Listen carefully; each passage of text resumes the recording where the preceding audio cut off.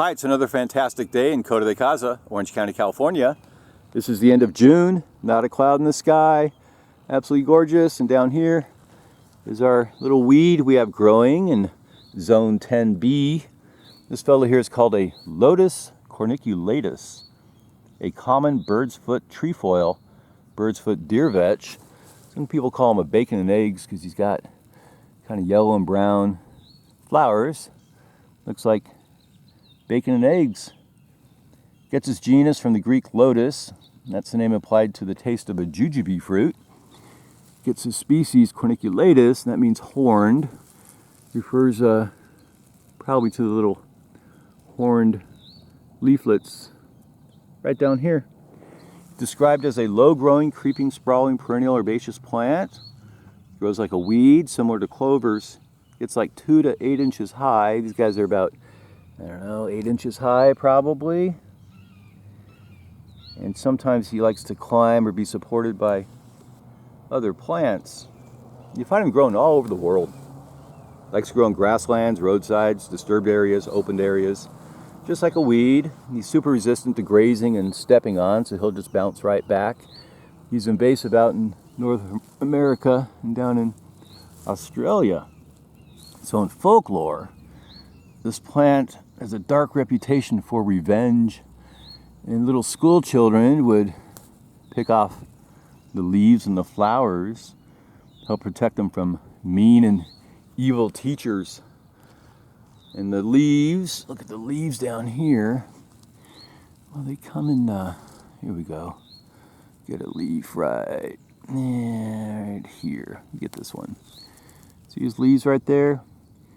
They're formed of 5 leaflets. There's 3 trident-shaped ones on top there, and 2 underneath it, and a little flower stalk comes out at the leaf axils, sort of right in the middle there, to the flower.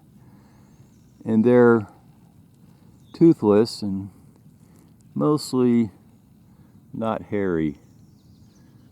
Okay, and the flowers, well, they come from June through September. Get these whorls on top. The whorls are 3 through 8.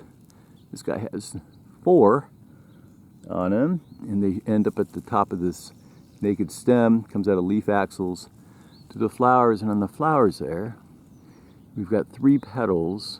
Got a long one on top, big one on top, and 2 little lateral guys on the bottom. Let's take a look at this one right here. There we go. See how it kind of shaped like that? Great pollinator. Bees and insects really love this guy. Lots of bumblebees. So the flowers will turn into little purple legume pods, like a little pea pod shaped, about 1 inch long, and there's 25 tiny little black seeds you'll find inside. So to use this, well, it likes to be forage food for your livestock. And the good thing is it doesn't clump in their stomachs and bloat them up. It's a nice ornamental plant for your garden. Just be careful because it does spread like a weed. Can you eat this? Maybe small quantities, but it's a little bit poisonous. It has tannins and cyanogenic glycosides that digest into hydrogen cyanide in your stomach.